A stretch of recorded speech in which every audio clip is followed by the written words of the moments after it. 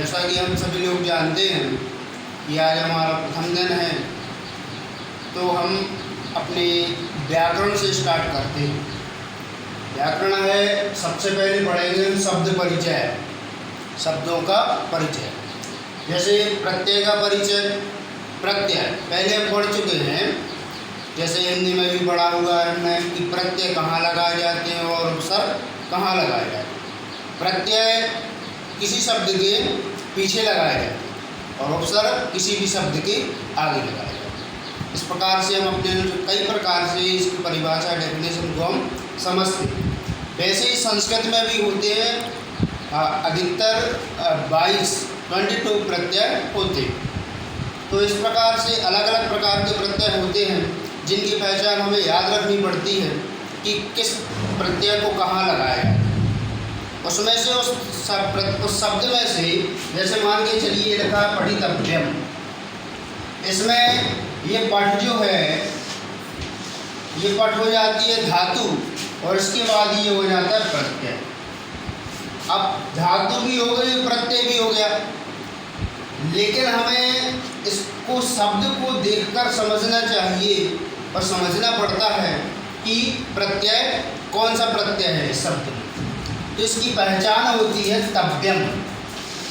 किसी शब्द के अंत में यदि तव्यम लिखा हुआ है तो उसमें हम तव्य प्रत्यय लगाते हैं। इसमें से शब्द में से पठितव्यम, इसमें से धातु को अलग कर लेते हैं और प्लस करके उसमें तव्य प्रत्यय को जोड़ देते हैं। यदि आपके पास लिखा हुआ आता है पठितव्यम तो आपको इस प्रकार से लिखना पड़ेगा धातु प्लस प्रत्यय, धातु प्लस प्रत्यय। तो इधर हो जाएगा आपका पठितव्यम और प्रत्यय निकल जाएगा तव्य। इसी प्रकार से गंतव्यम, अब गन तो कोई धातु होती नहीं है, आप पढ़ भी चुके हैं पहले। तो गम धन तव्य, धातु निकालते हुए हमें आना चाहिए। ठीक है, अभी आगे आपको अच्छे समझ में आएगा कि धातु कैसे निकाली जाती है। इसी प्रकार से ये पहला प्रत्यय हो गया आपका तव्य। इसके बाद फिर आता है प्रत्यय कित प्रत्यय। कित, दूसरा जो प्रत्यय होता है वो होता है कित। तो कित की पहचान क्या होती है? मान के चलिए हमने कोई भी उदाहरण लिया, कथितः, कथितः, तो इसमें प्रत्यय होगी पहले धातु कथ धन कित, कथ धन कित। अब इसमें धातु कौन सी होगी?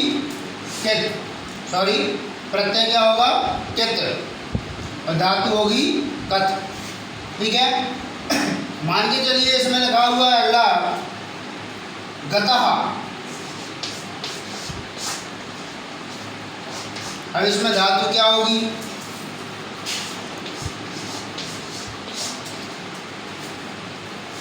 धातु क्या होगी? इसमें धातु होगी गम। गम धातु कित प्रत्यय। कित प्रत्यय की पहचान क्या है? किसी शब्द के अंत में ता और विसर्ग हो। किसी शब्द के अंत में यदि ता आता है और उसके साथ विसर्ग आती है तो वहाँ पर कित प्रत्यय होगा ही। समझ में आया? इसके बाद आता है अनियर प्रत्यय। दो प्रत्यय हो गए आपके, तीसरा प्रत्यय है अनियर।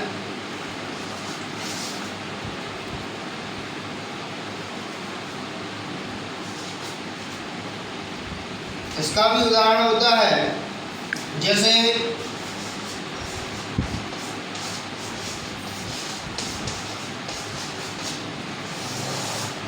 दर्शनीयम। अब इतना तो आप लोग समझ गए होंगे कि इसकी पहचान क्या है। हमें केवल पहचान बस याद रखना है, ये हमसे अपने आप बनेगा। पहचान याद रख ली कि किस प्रत्यय की क्या पहचान होती है, इस प्रकार से आप उसको धातु और प्रत्यय निकाल सकते हैं। दर्शनीयम है तो धातु क्या होगी? दृश, दृश धातु धन अनियर प्रत्यय।